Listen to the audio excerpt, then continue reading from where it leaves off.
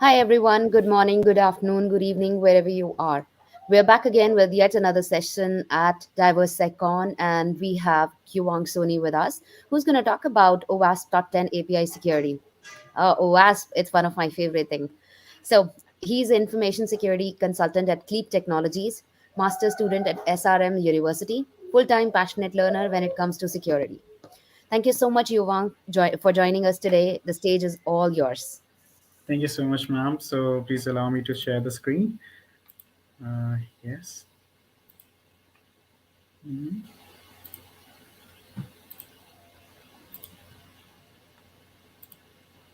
I hope my screen is visible, ma'am.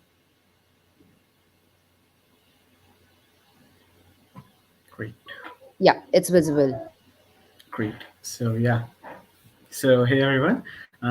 Thank you so much for coming here, and thank you so much, Vanda ma'am and whole InfoSec diversity team for inviting me and giving me this opportunity. So let's start. So, quick info about me. So, my name is Yuvank. I'm an information security consultant at Cleap Technologies. I'm a hacker, a developer, a full-time learner, and also I'm pursuing masters from SM University. I like to travel. I like to play guitar. I sometimes even like to read books, and I also enjoy teaching. So, let's see. So today's agenda will be we will be talking about what is API testing, what is API security. We'll be talking about web services and API, how API works, an example, what is the OWASP top 10 for API security, and then we also going to talk about the attacks and tools for testing. So without further ado, let's get started. So why we need API testing? So before that, let's see what is basically an API. So API is basically application programming interface. It is a core part of an application, and it is the interface between the application and database, or maybe different applications. So this is what is API, and now let's see that what is API testing. So, and why we need API testing. So basically, when we develop API, when a software company or a product based company develops an API, we need to test that the API is not giving the false information, and the API is also not giving the information which can be malicious for the server or maybe the organization. So that is the purpose of testing the APIs, and this is why we need API testing.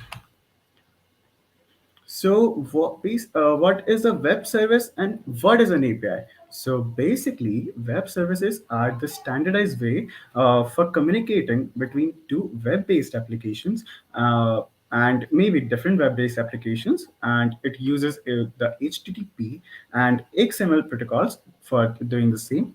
And the API is the thing that allows the user to access the information from the server. So let's see what how does an API works. So basically, when we request something from our own application to the server goes the application sends a request, and the request goes to the server.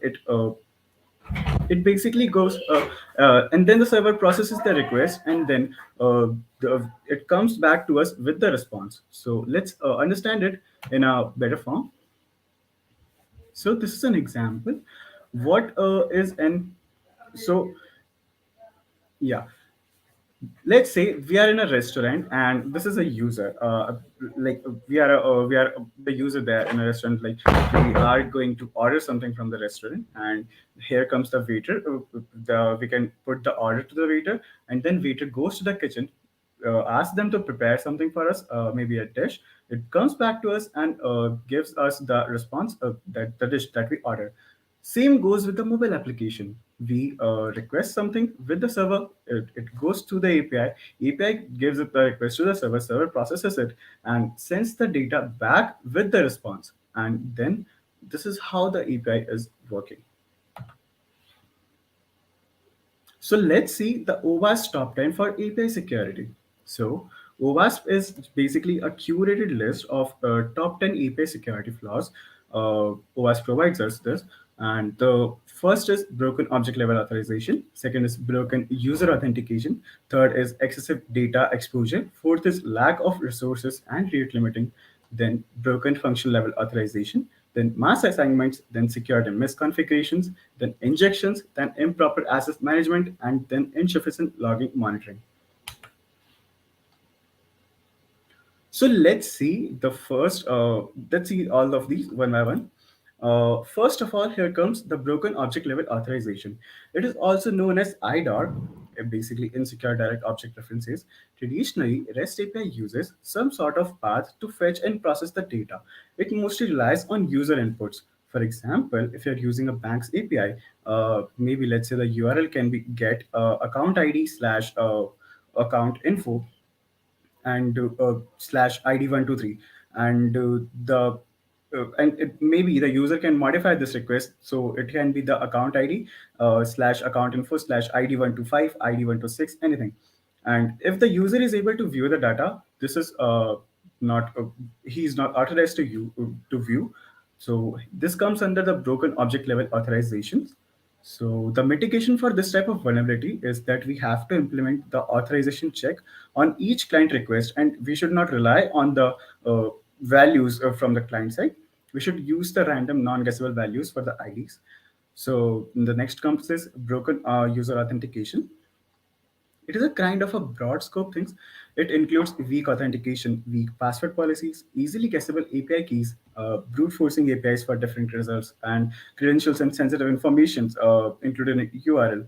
So the mitigation of this type of vulnerability can be the we should use the standard authentication and generation of token and password storage and multi-factor authentication. We should use the short-lived access token. We should strict the rate limiting for authentication and implement the lockout policies. Then here comes excessive data exposure. So the excessive data exposure happens when if the API is sending full data object as they are stored in the database. So and the attacker can call the API directly with the response. He receives the sensitive information which he's not allowed to access.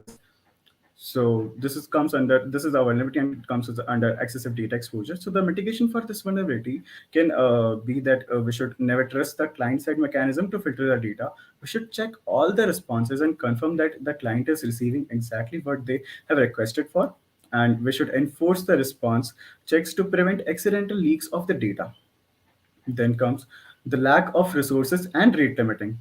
So, if there is no proper rate limiting, then the attacker can overload the API by sending the request more than it can handle. And then attacker can also request the API and even exceeding limit that the API cannot process. And even the attacker can send a large size of request more than API can process. So this type of vulnerability, we have mitigations like we should define proper rate limiting. We should also limit the payload size. We should define limit for containerized resources. And yeah, let's see the next one, that is broken function level authorization. So API should not rely on client side for the user or admin level authorization. Let's say if a user is logged in and have access of let's say if a URL is get account slash user slash my info, and but somehow he manages to find the admin URL that can be like let's say get account slash admin slash r info, and if he like if he's able to view the access view the admin level access, so that is also the vulnerability for this will not be good. So for the mitigation, we should not rely on the client side to enforce admin access. We should deny all the requests by default. We should also only allow operations that the user belonging to appropriate group or role. We should also properly design and test the authorization. Then we have mass assignments. If the API takes the data that the client provides and stores it without proper filtering, then the attacker can take advantage and can try to guess the properties or can provide additional properties in the request. For example, if the API has data object of Boolean data type, let's say if the admin underscore role colon false, and if attacker could be able to insert the data object as admin underscore role colon true, and if he is able to get the admin level authorization, that will also not be good. So for the mitigation, we should not bind incoming data and internal objects. We should explicitly define all the parameters and payloads we are expecting. We should use the read-only properties to set rules in object schema. The next come security misconfiguration. In a typical scenario, the security misconfiguration can be where the API is not using HTTPS. Some specific security headers are not enforced, or maybe API can traverse the paths or folders. So these things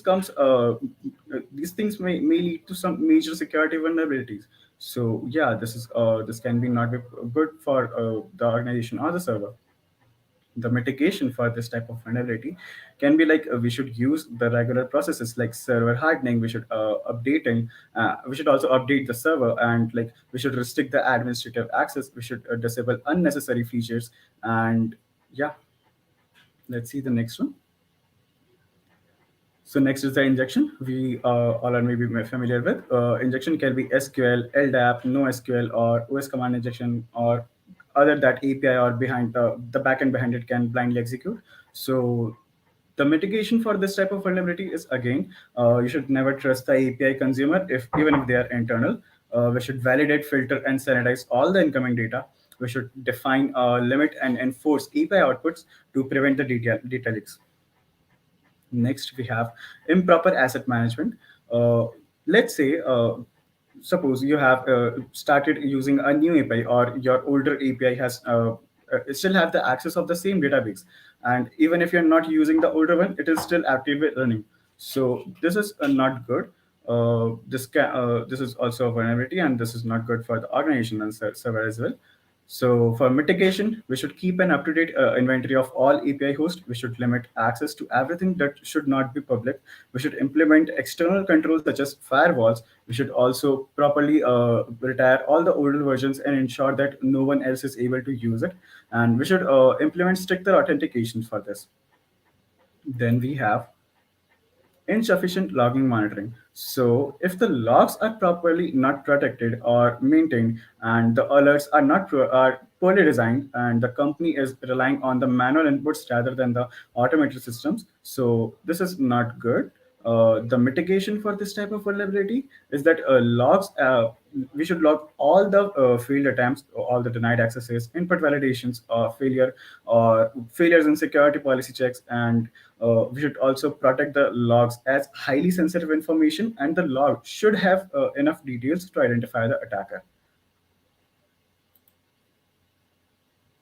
So here comes the possible attacks, which can be like possible with while we are testing API security. So the first is SQL injection, then the cross-site scripting. We should also check the XML external entities. We should check injections like command injections, authentication bypasses, and we should also use the error handling attacks for testing the API security.